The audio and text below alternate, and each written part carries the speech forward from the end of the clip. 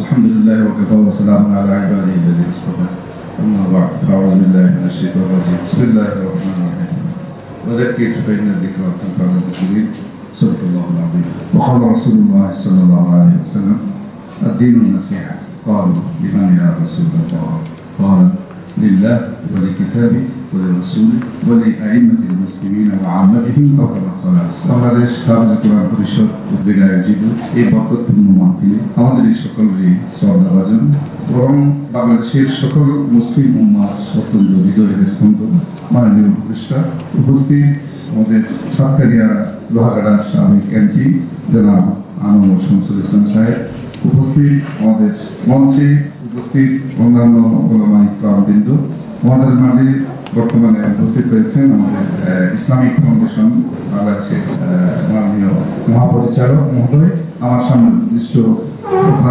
আপনাকে একটা বিষয়ে কথা বলার জন্য বলা হয়েছে। আমি দৃশ্যটা দেখাবো না, যদিও বা আমার ছোট ভাইরা আবেগ নিয়ে বলেছেন এই বিষয়ে কথা বলতে। এটা হাফেজদের সাথে কোরআন নিয়ে, কোরআনের সমাজ গঠন নিয়ে দীর্ঘ আলোচনা করার সেই সময়, সেই প্রয়াস, সেরকম সবকিছু পরিবেশ আমাদেরকে সেই অনুমতি দিচ্ছেন। শুধু আমি একটি কথা আপনাদের সামনে অনুরোধ রাখবো, আমরা হাফেজ কোরআনদের নিয়ে অনেক সংস্থা দেখি। আমি আমার ছোট ভাইদের দৃষ্টি আকর্ষণ করবো, ওনারা সামনে কি কাজ করবেন এটার একটা প্রস্তাবনা রেখেছেন। প্রস্তাবনা আমরা অনেক দেখেছি আগে কাগজের মধ্যে, এটা লিপিবদ্ধ থেকে যায়। আমরা অনেক দেখেছি হাফেজে কেরাম কত কষ্ট করে, কিন্তু পাশাপাশি তাদের ভাষাগত সীমাবদ্ধতা, ছাত্রদের বিভিন্ন যে ঘরানা থেকে আমাদের হেফজের ছাত্ররা আসেন তাদেরকে ট্রেন আপ করার জন্য আধুনিক সমাজে যেরকম একটা ট্রেনিং এর ব্যবস্থা, আমরা ট্রেনিং এর কথাটা দেখেছেন। আমি মনে হয় এটা কাল বিলম্ব না করে একটা আমাদের ট্রেনিং যদি হয় তাহলে এটা অত্যন্ত জরুরি। দ্বিতীয়, আমাদের জড়ে পড়া হাফেজদের পরিসংখ্যান তৈরি করা। আমরা দেখি অনেক হাফেজ হওয়ার পরে উচ্চশিক্ষায় যায় না, অথচ একজন হাফেজ কোরআন যদি উচ্চশিক্ষায় যায়, জাতি তার থেকে যে খেদমত পাবে অন্য কারো থেকে সেটা পাবে না। এটা কোরআনের কথা, কারণ কোরআন এমন একটা জিনিস, কালাম রব, এটা উজুসার স্পষ্ট করা যায় না। মুহাম্মদ রাসূলুল্লাহ ইসলামের উপর কোরআন নাযিল হতো, আল্লাহ রাসূল যখন উটনির উপর বসে থাকতো তখন ওই আয়াতের ভারে উটনি বসে যেত।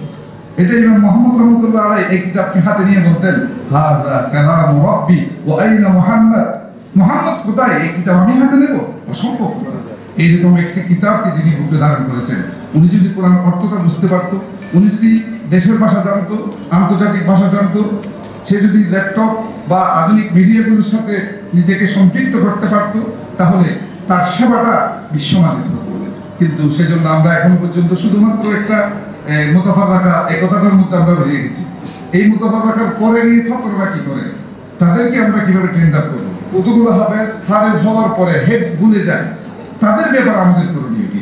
এই বিষয়গুলো একটু বিশেষভাবে জড়ে পড়া হাফেজ হেফজ করার পরে ভুলে যাওয়া এবং হুফাজের আমাদের ট্রেনিং, এবং শুধুমাত্র কথাগুলো প্রস্তাবনা আকারে না রেখে এটাকে সাফল্য মণ্ডিত করার জন্য, সাফল্যের দুর্গড়া নিয়ে যাওয়ার জন্য নিবেদিত প্রাণ দরকার, আল্লাহর কাছে প্রণাজারি দরকার, তাকওয়া দরকার, কান্নাকাটি দরকার, খুব শ্রম দরকার।